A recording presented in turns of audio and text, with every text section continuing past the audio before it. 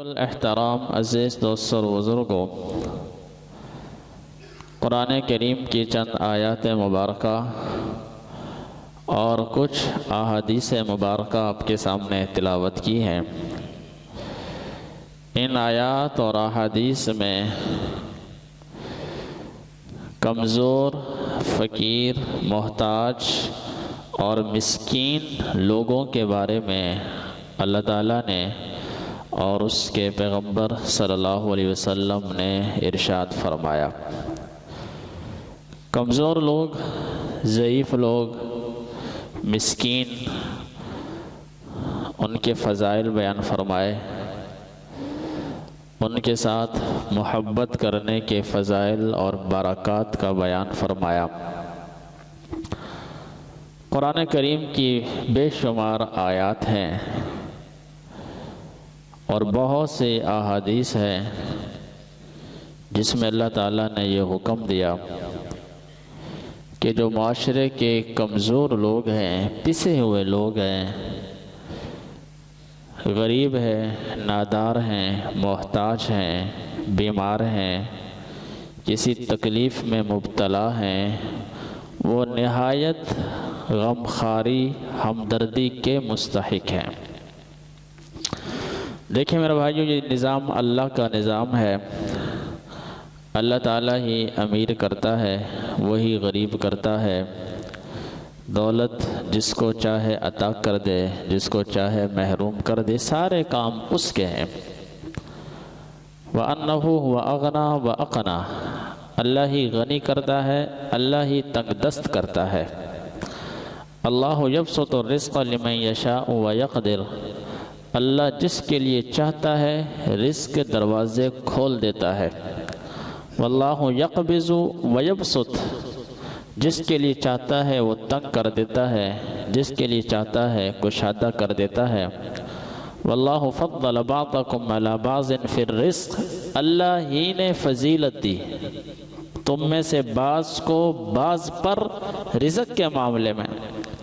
یہ چند آیات ہیں، اور بھی بہت سے آیات ہیں جس سے یہ معلوم ہوتا ہے کہ یہ نظام اللہ کا ہے۔ کسی کو مزدور بنا دیا، کسی کو امیر بنا دیا، کسی کو بادشاہ بنایا، کسی کو فقیر بنایا۔ یہ سارے معاملات رب ذوالجلال کے ہاتھ میں ہیں۔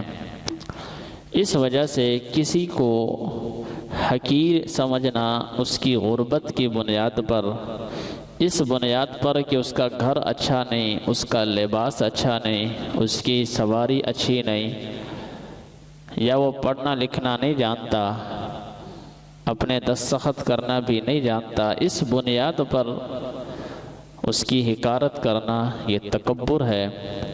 انشاءاللہ آیات اور حدیث ابھی آپ کے سامنے پیش کی جائیں گی کہ تکبر کرنے والوں کے بارے میں اللہ اور اس کے نبی نے کیا فرمایا۔ سب سے پہلے تو ان کے فضائل سماعت فرمائیں۔ اللہ تعالیٰ نے سورہ کہف کی آیت نمبر 28 میں اپنے پیارے پیغمبر حضرت محمد مصطفیٰ صلی اللہ علیہ وسلم کو حکم دیا کہ اے میرے نبی، اے میرے حبیب صلی اللہ علیہ وسلم، آپ اپنے آپ کو ان لوگوں کے ساتھ رکھیں، یعنی ان لوگوں کے ساتھ اٹھنا بیٹھنا رکھیں جو فقیر ہیں، محتاج ہیں، نادار ہیں، لیکن اللہ رب العزت کو صبح و شام یاد رکھتے ہیں، ان کے ساتھ اٹھنا بیٹھنا رکھیں۔ دیکھیں اپنے نبی کو حکم دیا جا رہا ہے، اور خود آپ علیہ السلام کی بھی دعا ہے، اللہم احشرنی فی زمرۃ المساکین، اے اللہ کریم مجھے مساکین کے ساتھ قیامت کے دن اٹھانا۔ حضرت نوح علیہ السلام کو ان کی قوم کے سرداروں نے کئی مرتبہ کہا کہ اے نوح علیہ السلام، آپ کے ساتھ یہ جو غریب اور مسکین نادار لوگ بیٹھے ہوتے ہیں، مزدور ہیں، کوئی کپڑے دھونے والا، کوئی جوتا سینے والا، ان کو دور کریں۔ ہم سردار لوگ ہیں، بڑے لوگ ہیں، ان پھٹے پرانے کپڑوں والوں کے ساتھ ہمارا بیٹھنا ہماری شان کے خلاف۔ دیکھیں یہ ہزاروں سال پہلے لوگوں کے الفاظ بھی یہ تھے، آج بھی وہی ہیں۔ ان کے ساتھ بیٹھنا ہم گوارا نہیں کرتے۔ آج بھی لوگ ایسے ہیں، آپ کسی بڑی محفل پہ چلے جائیں، کسی بڑے سردار وڈیرے کی محفل ہو، کھانے کی دعوت ہو، ہر بندے کا قیمتی لباس ہوتا ہے، قیمتی کپڑے ہوتے ہیں، قیمتی جوتے ہوتے ہیں، وہاں پہ کوئی غریب آدمی چلا جائے تو اسے سلام کرنے کے لیے بھی لوگ روا نہیں رکھتے، اسے دیکھنا تو دور کی بات ہے، اسے اپنی اس محفل میں داخل ہونے کی اجازت نہیں ہوتی۔ تو نوح علیہ السلام سے ان کی قوم نے کہا، نوح علیہ السلام کے بعد بھی حتیٰ کہ رسول اللہ صلی اللہ علیہ وسلم سے بھی مشرکین عرب نے یہی بات کہی، ان غریبوں مسکینوں کو اپنے آپ سے دور کریں، لیکن اللہ تعالیٰ نے منع فرمایا نہیں۔ نوح علیہ السلام نے بھی انکار کر دیا، لا اقول للذین تزدری اعینکم لن یؤتیہم اللہ خیرا، کہ جن کی اوقات تمہاری نظروں میں کچھ نہیں، ان کو میں اپنے آپ سے دور نہیں کر سکتا۔ کیوں؟ اگر میں دور کر دوں گا تو انی اذا لمن الظالمین، تو میں ظالم بن جاؤں گا، اور اللہ ظالموں کو پسند نہیں کرتا۔ رسول اللہ صلی اللہ علیہ وسلم کو بھی یہی تعلیمات، آپ نے ایک موقع پر منع فرما دیا تھا مسکینوں کو، ضعیفوں کو، کہ میرے محفل میں نہ آنا، آج عرب کے مکہ کے سردار لوگ آئیں گے۔ تو اللہ تعالیٰ نے سورہ عبس نازل فرمائی اور آپ علیہ السلام کو منع فرمایا نہیں، ایسا نہیں کرنا۔ جو آپ کے پاس طلب سے آئے، شوق سے آئے، ہدایت حاصل کرنے کے لیے، اسے منع نہیں کرنا۔ یہ ظالم ہدایت پہ آئیں یا نہ آئیں، ہمیں سے کوئی سروکار نہیں، ہمیں ان کی فکر کرنے کی اس حد تک ضرورت نہیں، اس حد تک کہ ان کی وجہ سے ہم غریبوں کو دور کر دیں، مسکینوں کو دور کر دیں، اس حد تک ہمیں ان کے پیچھے پڑنے کی ضرورت نہیں۔ اپنے نبی کو منع فرمایا۔ یہ ہیں ضعیف اور مسکین لوگ، فقراء لوگ۔ باقی قرآن کریم کی بہت سی آیات انشاءاللہ میں وقتاً فوقتاً آپ کے سامنے عرض کرتا رہتا ہوں۔ مسکینوں کو کھانا کھلانا، نادار لوگوں کو کپڑا پہنانا، نادار لوگوں کا خیال کرنا، کتنے فضائل ہیں۔ کچھ احادیث آپ کے سامنے عرض کرتا ہوں۔ بخاری اور مسلم کی روایت ہے، حضرت حارثہ بن وہب رضی اللہ تعالیٰ عنہ سے مروی ہے، فرماتے ہیں کہ میں نے رسول اللہ صلی اللہ علیہ وسلم کو یہ کہتے ہوئے سنا، سمعت رسول اللہ صلی اللہ علیہ وسلم۔ حارثہ بن وہب کیا فرماتے ہیں کہ میں نے آپ صلی اللہ علیہ وسلم کو یہ فرماتے ہوئے سنا، الا اخبرکم باہل الجنہ، کہ لوگوں کیا میں تمہیں اہل جنت کے بارے میں خبر نہ دوں، اہل جنت کے بارے میں۔ تو آپ علیہ السلام نے فرمایا، کل ضعیف متضاعف، ہر عاجز آدمی، نادار، مسکین، جن کو لوگ غریب سمجھتے ہیں، لوگ جن کو ادنا سمجھتے ہیں، متضاعف کا معنی جن کو ہر بندہ ڈانٹ دیتا ہے اس کی غربت کی وجہ سے، لذوف حالہ فی الدنیا، اس کی کمزور حالت کی بنا پر ہر بندہ اسے ڈانٹ دیتا ہے، اس کی مسکین، اس کی مسکنت کی بنا پر اس کی معاشرے میں کوئی عزت نہیں ہوتی، اسے ڈانٹ دیا جاتا ہے اور لوگ اس پر فخر کرتے ہیں، اس لحاظ سے کہ ہم اس سے اچھے ہیں۔ فرمایا کہ یہ لوگ اہل جنت ہیں۔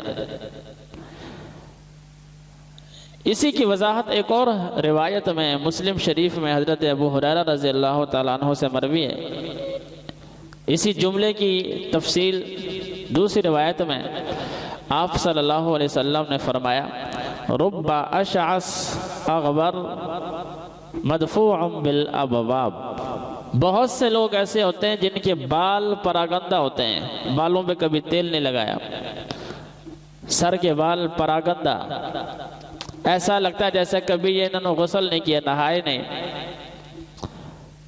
اغبر، چہروں پر غبار لگی ہوتی ہے، چہروں پر بظاہر رونق نہیں ہوتی، مٹی اٹی ہوتی ہے، چہروں پر مٹی ہوتی ہے۔ مدفوع بالابواب، اگر کسی کے دروازے پر چلے جائیں کسی کام کے لیے تو انہیں دھکے دے کر بھگا دیا جاتا ہے۔ یہ حدیث کے الفاظ ہیں، مدفوع بالابواب، بال پراگندہ، چہروں پر مٹی، دروازے پر جائیں تو دھکے دے دیے جائیں، لیکن ان کی شان اللہ کے ہاں اتنی بلند ہوتی ہے، لو اقسم علی اللہ لابرا، اگر وہ اللہ کے ذات پر کسی قسم کی قسم اٹھا لیں تو اللہ ان کی قسم کو پورا کر دیتا ہے۔ یہ ان کی شان ہوتی ہے۔ لوگوں کے ہاں ان کی کوئی عزت نہیں، لوگوں کے ہاں ان کا کوئی مقام نہیں، لیکن خالق کائنات کے نزدیک ان کی اتنی عزت اور منزلت ہے کہ وہ قسم اٹھائیں اللہ پوری کر دے، جو کہہ دے اللہ پورا کر، زبان سے نکالنے کی دیر اللہ اسے پورا کر دیتا ہے۔ اور آگے حدیث شریف کے الفاظ ہیں، الا اخبرکم باہل النار، کہ لوگوں کیا میں تمہیں دوزخ والوں کے بارے میں نہ بتاؤں جو جہنم میں جائیں گے؟ تو آپ علیہ السلام نے فرمایا، کل عتل جواز مستکبر، جہنم میں وہ لوگ جائیں گے جن کا لہجہ بڑا سخت ہے، یعنی متکبرانہ لہجہ ہے۔ عتل کا معنی ان کا لہجہ متکبرانہ، بولتے ہیں تو تکبر کے ساتھ، فخر کے ساتھ، ریا کے ساتھ، جوازن ساتھ ساتھ بخیل بھی ہوتے ہیں، کچھ لینا دینا بھی نہیں، اور دوسروں پر روب بھی جھاڑتے ہیں۔ کیوں ایسا کیوں کرتے ہیں؟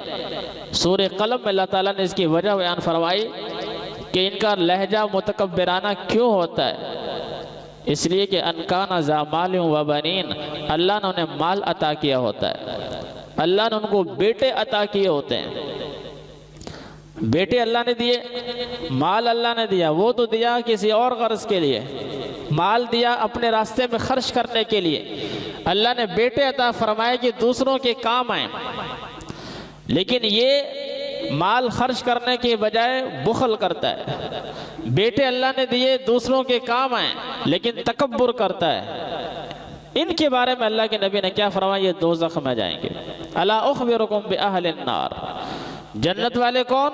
ضعیف، کمزور، مسکین، نادار، اور جہنم میں کون؟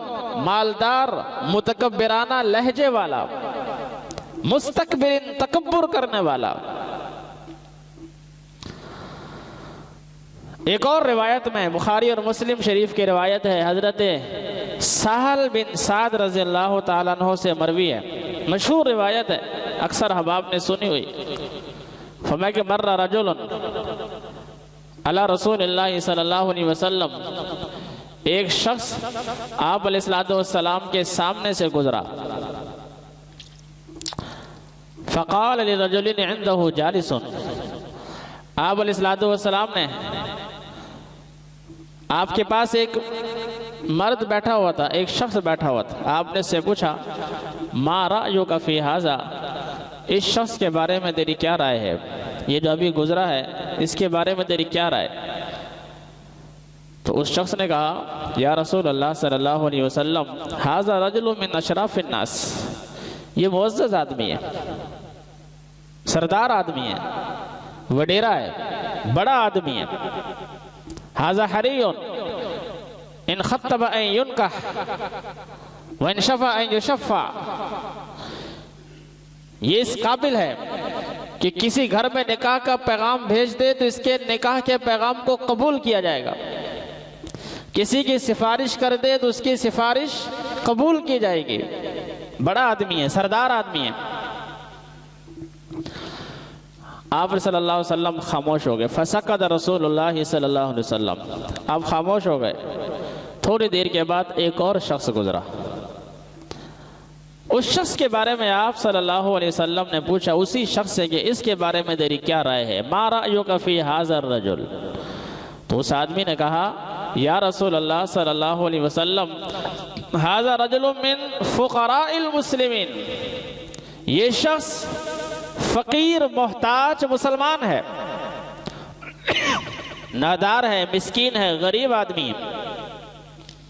ھذا حری، یہ اس قابل ہے کہ اگر کسی گھر میں نکاح کا پیغام بھیجے کوئی نکاح نہ کرے، کسی کی سفارش کرے کوئی سفارش قبول نہ کرے، وَإِنْ قَالَ اللہ يسمع، اگر کوئی بات کہے تو کوئی اس کی بات پر توجہ نہ کرے، نہ اس کی بات کی اہمیت، نہ اس کی سفارش کی اہمیت، نہ اس کے نکاح کے پیغام کی اہمیت۔ اللہ اکبر، اس کی کوئی اہمیت نہیں معاشرے کے اندر۔ تب جا کر رسول اللہ صلی اللہ علیہ وسلم نے فرمایا، اے میرے صحابی، ھذا خیر من ملء الارض مثل ھذا، پہلا جو شخص تھا جو سردار تھا، جو معزز آدمی تھا، اس سے ساری زمین و آسمان کے خلا کو بھر دیا جائے، یہ فقیر محتاج مسکین مسلمان اس سے بہتر ہے۔ ساری زمین ان سرداروں سے بھر دی جائے، لیکن چونکہ وہ متکبر ہیں، یہ مسلمان ہے، فقیر ہے، محتاج ہے، عاجز ہے، یہ شخص روح زمین کے جتنے بھی سردار ہیں، بڑے بڑے لوگ، یہ اکیلا ان سے بہتر ہے۔ ھذا خیر من ملء الارض مثل ھذا، ساری زمین کو بھر دیا جائے، یہ شخص ان سے بہتر۔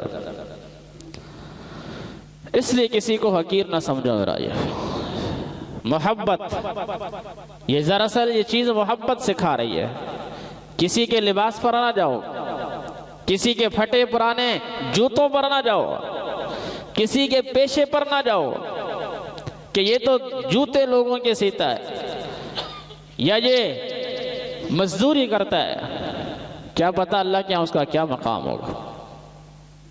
اور ایسے کئی واقعات ہیں میرے بھائیو، کئی واقعات ہیں۔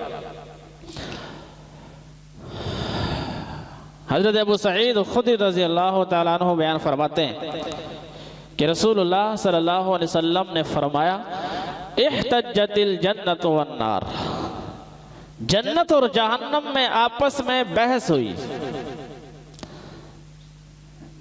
جنت کہتی ہے میں کن کو لوں، جہنم کہتی ہے میں کن کو لوں، میرے اندر کون آئیں گے، میرے اندر کون آئیں گے۔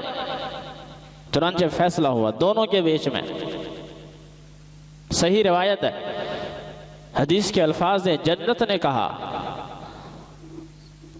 فیا، میرے اندر، فقراء الناس و مساکنہم، کہ میرے اندر مسکین لوگ آئیں گے، فقیر لوگ آئیں گے،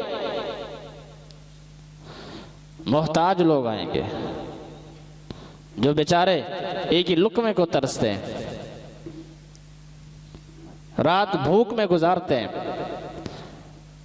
سردیاں ٹھنڈی راتیں ٹھٹرتے ہوئے رات گزار دیتے ہیں، ان کے بچوں کے پاس گرم کپڑے نہیں، پاؤں میں جوتا نہیں ہے۔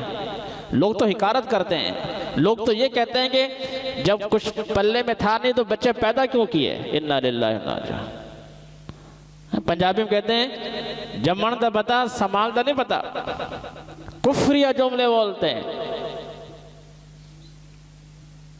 حالانکہ نظام تو رب کا ہے، وہ اس بات پر قادر ہے، آج فلاں کا بچہ سردی میں بغیر گرم کپڑوں کے پھر رہا ہے، کل کو میرا یا میری نسل میں سے کسی کا بچہ پھر سکتا ہے۔ کتنے واقعات ہیں، آج بھی ہندوستان کے اندر مغل خاندان کی جو نسل چل رہی ہے جھونپڑی میں رہ رہی ہے۔ مغل جن کی حکومت ہندوستان، پاکستان، بنگلہ دیش، مالدیو، افغانستان، کتنی بڑی سلطنت تھی، لیکن ان کی جو نسل ہے، پوتے پڑ پوتے، وہ غربت میں زندگی گزار رہے ہیں۔ اللہ کے نبی علیہ السلام کیا فرما رہے ہیں، جنت نے کیا کہا، میرے اندر فقراء لوگ ہوں گے، مسکین لوگ ہوں گے، اور جہنم نے کیا کہا، اچھا، فی الجبارون المتکبرون، میرے اندر ظالم اور متکبر لوگ ہوں گے جو تکبر کرتے ہیں۔ اللہ کے نبی نے کیا فرمایا، افضل ترین صدقہ، یہ حدیث کے الفاظ، افضل ترین صدقہ ان لوگوں کو دینا جن کے اہل و عیال زیادہ ہیں۔ ہم ان کا مذاق اڑاتے،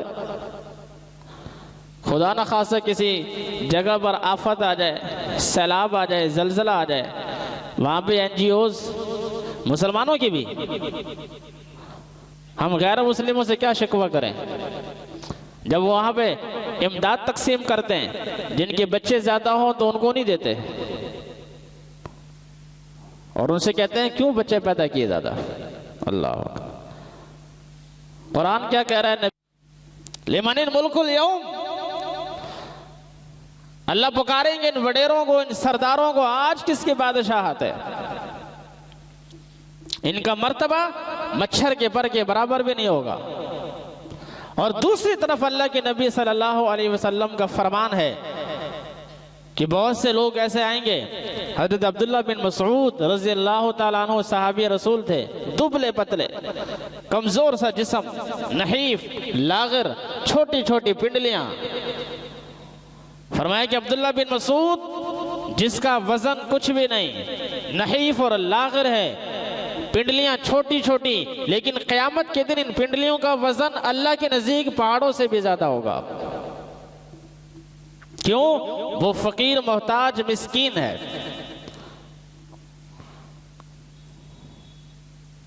تو اس لیے دنیا میں جو شان و شوکت والے ہیں وہ یہ نہ سمجھیں ہم قیامت میں بھی اسی طرح ہوں گے۔ یہ قرآن مجید میں آتا ہے، سورہ کہف میں، سورہ کہف کے علاوہ 25ویں پارے کے پہلے رکوع میں بھی ہے کہ مالدار لوگ کیا سمجھتے ہیں؟ انا اکثر منک مالا واعز نفرا، کہ جیسے میں آج تجھ سے بہتر ہوں مال و دولت میں، اسی طرح کل بھی ہوں گا، اسی طرح مرنے کے بعد بھی میں تجھ سے بہتر ہوں گا۔ ہاں یہ اللہ کا فضل ہے، جسے چاہتا ہے عطا کر دیتا ہے، اس سے انکار نہیں کہ بہت سے خوش قسمت ایسے بھی ہوں گے جو دنیا میں بھی عیش و عشرت سے رہیں گے، جو آخرت میں بھی آئیں گے، لیکن یہ وہی لوگ ہوں گے جو دنیا میں دین پر چلیں۔ یہ الگ موضوع ہے میرے بھائیوں۔ یہ وہی لوگ ہوں گے جن کو اللہ نے مال دیا، عظمت دی، شان دی، مرتبہ دیا، حکومت دی، سلطنت دی، ریاست دی، معاشرے میں عزت دی، مال و دولت دی، زمینیں جائیدادیں دی، لیکن ان کے دلوں میں عاجزی تھی، کسی کی حقارت نہیں کرتے تھے، اپنے مال میں سے لوگوں پہ خرچ کرتے تھے، مسکینوں کو کھانا کھلاتے تھے۔ یہ خوش قسمت ہیں جو یہاں بھی مرتبے والے، وہاں بھی مرتبے والے۔ لیکن قرآن مجید کے الفاظ یہ تھوڑے لوگ ہوں گے، یہ تھوڑے لوگ ہوں گے۔ ایک اور حدیث بخاری اور مسلم میں حضرت ابو ہریرہ رضی اللہ تعالیٰ عنہ سے مروی ہے، فرمایا کہ ایک عورت ان امراتن سودا، بوڑھی عورت، کالا رنگ، حدیث کے الفاظ ہے میرے بھائیو، بوڑھی عورت، کالا رنگ، تقوم المسجد، مسجد نبوی صلی اللہ علیہ وسلم میں آتی تھی، صفائی کرتی تھی، خاتون مشہور بھی نہ تھی، رنگ بھی کالا، بوڑھی خاتون مسجد کی صفائی کرنے آتی تھی۔ کچھ دنوں سے وہ نہیں آئی۔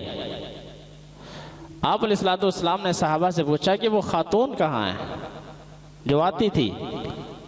صحابہ کرام نے فرمایا یا رسول اللہ صلی اللہ علیہ وسلم، وہ خاتون اللہ کو پیاری ہو گئی۔ تب جا کر رسول اللہ صلی اللہ علیہ وسلم فرمائیں کہ تم نے مجھے کیوں نہیں بتایا؟ آگے حدیث کے الفاظ ہیں کہ نہ بتانے کی وجہ چونکہ یہی تھی کہ اس عورت کو کوئی مرتبہ نہیں تھا۔ یہاں تو اطلاع اس کی آتی ہے نا جو بڑا آدمی ہو، اطلاع اس کی ملتی ہے۔ صحابہ نے سوچا کہ وہ عام خاتون ہے، ہم کیا بتائیں؟ آپ علیہ السلام نعوذ باللہ کہ حضور صلی اللہ علیہ وسلم کون سا جائیں گے؟ فرمایا نہیں، تمہیں کیا پتا اس خاتون کی شان کیا تھی؟ وہ اللہ کے گھر کی صفائی کرتی تھی۔ بتاؤ اس کی قبر کہاں ہے؟ صحابہ کرام نے قبر بتائی، فلاں جگہ پہ قبر ہے۔ رسول اللہ صلی اللہ علیہ وسلم اس کی قبر پر تشریف لے گئے اور اس کی قبر پر نماز جنازہ ادا فرمائی اور اس کی دعائیں مغفرت فرمائی، اور فرمایا کہ اے میرے صحابہ، میری دعا کی برکت سے اللہ نے اس کی قبر کو نور سے بھر دیا۔ منور کر دیا، اللہ نے اسی قبر کو روشن فرما دیا میری دعا کی برکت سے۔ کرتی کیا تھی؟ اللہ کے گھر کی صفائی۔ اس لیے میرے بھائیو مسجدوں سے محبت کریں، اللہ کے گھر ہیں، ان کی صفائی، ان کی تعمیرات، یہ قرآن کے الفاظ ہیں میرے بھائیو۔ انما یامر مساجد اللہ، اللہ کے گھروں کو وہی لوگ تعمیر کرتے ہیں من آمن باللہ والیوم الاخر، جو اللہ پر ایمان رکھتے ہیں، آخرت پر ایمان رکھتے ہیں، وقام الصلاۃ، جو نماز قائم کرتے ہیں، وآت الزکاۃ، جو زکوٰۃ دیتے ہیں، ولم یخش الا اللہ، اللہ کے علاوہ کسی سے نہیں ڈرتے، فعسیٰ اولئک ان یکونوا من المہتدین، جو ہدایت یافتہ ہیں وہ لوگ اللہ کے گھروں کا خیال کرتے ہیں۔ اس خاتون کا مرتبہ مسجد کی صفائی کرنے آتی تھی، اللہ کے نبی صلی اللہ علیہ وسلم نے اس کی قبر پر جا کر دعا فرمائی۔ تو موضوع اور مطلب میرے بھائیو یہ ہے کہ اس کا مرتبہ مقام بظاہر کچھ نہ تھا، لیکن اس کی شان کتنی بلند تھی کہ آمنہ کا لال، انبیاء کے سردار، خود بنفس نفیس چل کر اس کی قبر پر تشریف لے گئے اور دنیا کو پیغام دیا کہ جس کو تم چھوٹا سمجھتے ہو وہ چھوٹا نہیں ہوتا، نامعلوم اللہ کے اس کا کیا مقام اور کیا مرتبہ ہو۔ اس لیے میرے بھائیو مسکین اور محتاج لوگ، یہی وہ داعیہ ہے میرے بھائیو جو سچے لوگوں کے دلوں میں پیدا ہوتا ہے اور لوگوں کی خدمت کے جذبے سے آگے بڑھتے ہیں۔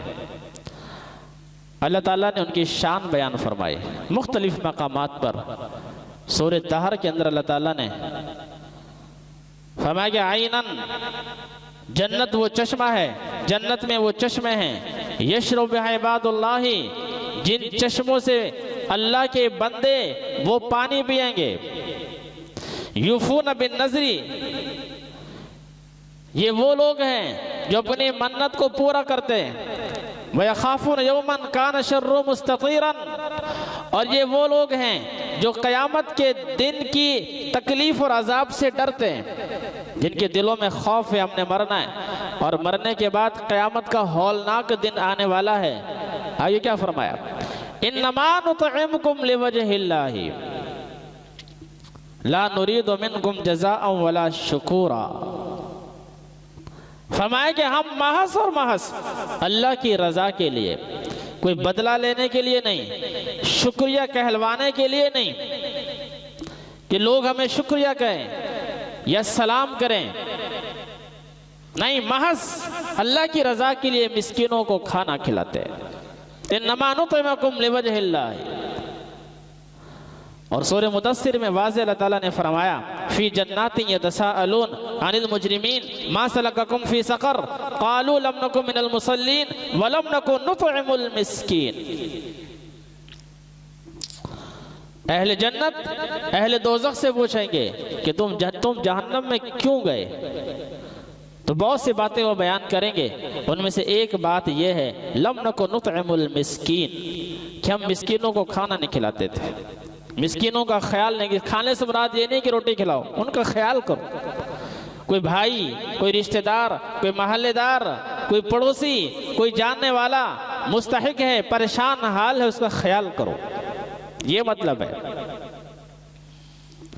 بہت سے مقامات ہیں میرے بھائیو، بہت سے فضائل ہیں، قرآن کریم کی آیات بھری پڑی ہیں۔ سورہ فجر میں اللہ تعالیٰ نے واضح طور پر ارشاد فرمایا کہ لوگوں کے اوپر مشکل حالات آتے ہیں، لوگ چیختے ہیں، چلاتے ہیں، فَأَمَّا الْإِنسَانُ إِذَا مَا ابْتَلَاهُ رَبُّهُ فَقَدَرَ عَلَيْهِ رِزْقَهُ، لوگوں کا رزق تنگ ہوتا ہے، معیشت تباہ ہو جاتی ہے، برباد ہو جاتی ہے، لوگ چیختے ہیں، چلاتے ہیں، فَيَقُولُ رَبِّي أَهَانَنِ، ہائے ہم برباد ہو گئے، ملکی معیشت تباہ ہو چکی، لوگ چیختے ہیں، پریشان ہوتے ہیں۔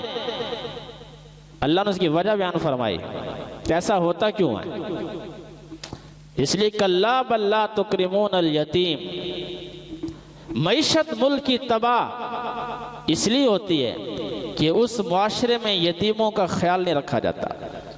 لا تکرمون الیتیم، یتیموں کا اکرام نہیں کیا جاتا. وَلَا تَحَاضُّونَ عَلَىٰ طَعَامِ الْمِسْكِينِ، مسکینوں کو، محتاجوں کو کھانا کھلانے کا رواج نہیں ہوتا. لا تحاضون رواج نہیں ہوتا، ایک دوسرے کو بھارتے نہیں. پہلے زمانے میں جب خیر القرون کا زمانہ تھا میرے بھائیو، جو صاحب مال لوگ ہوتے تھے جن کو اللہ نے نوازا ہوتا تھا، وہ اللہ کے نام کی خیرات، 4 جانور خریدے اچھے اچھے موٹے تازے، ذبح کیا، کھانا بنایا، لنگر عام. آج وہ رواج نہیں. آپ بتائیں کہیں رواج ہے کسی گاؤں میں، شہر میں، کسی جگہ پر شادی بیاہ پر اگر کھانے کھلاتے ہیں وہ تو مخصوص لوگوں کے لیے ہوتا ہے، اس میں تو مخصوص مہمان آتے ہیں، آپ کے رشتہ دار آتے ہیں، قریبی دوست اعزا اقارب آتے ہیں. لیکن یہ جو رواج ہے جو صحابہ کرام کے دور میں تھا، رسول اللہ صلی اللہ علیہ وسلم بڑی تعریف فرمایا کرتے تھے حضرت عبدالرحمن بن عوف رضی اللہ تعالیٰ عنہ کی، حتیٰ کہ دنیا میں جنت کی بشارت سنائی. وہ اسی طرح کرتے تھے. جانور خریدے، اونٹ خریدے اچھے اچھے موٹے تازہ، ان کو ذبح کر کے سارے اہل مدینہ کی دعوت، غریب آئے، امیر آئے، مسکین آئے، غریب، سب کو دعوت. کسی صاحب مال کو کاروبار میں نفع ہوا، اس نے اس میں سے کچھ حصہ نکال کر غریبوں میں خیرات کر دی. یہ رواج ختم ہو چکا ہے، قرآن اس کی مذمت کر رہا ہے. کوئی زمین بیچی، کسی سے پروفٹ آئی، فائدہ منافع ہوا، لاکھوں روپے بچ گئے، 10 لاکھ کی بچت ہوگی، 20 لاکھ کی، چلو 20 لاکھ میں سے 2 لاکھ روپے کے جانور خرید کر اللہ کے نام پر جانور ذبح کرنے کے ویسے بڑے فضائل ہیں. اللہ کے نام پر جانور ذبح کرنے کے ویسے ہی بڑے فضائل ہیں. حج جیسی عظیم عبادت، حج جیسی عظیم عبادت، وہاں پر جانور ذبح کرنے کا حکم دیا گیا. وَالْبُدْنَ جَعَلْنَاهَا لَكُمْ مِنْ شَعَائِرِ اللَّهِ لَكُمْ فِيهَا خَيْرٌ. اللہ فرماتے ہیں اس جانور ذبح کرنے میں تمہارے لیے بہت سی بھلائی ہیں، وَمَنَافِعُ، بہت سے منافع ہیں. لیکن وہ رواج ہی ختم ہو چکا ہے. وہ رواج ختم اس لیے ہوا ہے ہم غلط طریقے پر پیسہ خرچ کرتے ہیں. یہ رواج وراثت ملی، اچانک اللہ تعالیٰ نے لاکھوں کروڑوں روپے دے دیے، خوشی میں آ کر اللہ کے نام پہ جانور ذبح کر کے عام، لنگر عام. اسی قرآن کہتا ہے لا تحاضون علی طعام المسکین، مسکینوں کو کھانا کھلانے کا رواج نہیں تھا. اس وجہ سے ملک کی معیشت تباہ ہوتی ہے اور لوگ چیختے ہیں، چلاتے ہیں. اس چیخنے چلانے کا کوئی فائدہ نہیں. انہی اخلاق کو اپناؤ جو اخلاق تمہارے بڑوں کے، صحابہ کرام کے تھے. انہی اخلاق کو اپناؤ. ان مسکینوں سے، ان نادار لوگوں سے، ان محتاجوں سے، ان پھٹے پرانے کپڑے والوں کو حقارت کی نگاہ سے نہ دیکھو، بلکہ ان کو اپنی خوشیوں میں شامل کرو. ان کو پیٹ بھر کے کھانا کھلاؤ. ان کی برکت سے اللہ آسمان اور زمین کے رحمتوں کے دروازے کھول دے گا. وَمَا عَلَيْنَا إِلَّا الْبَلَاغُ.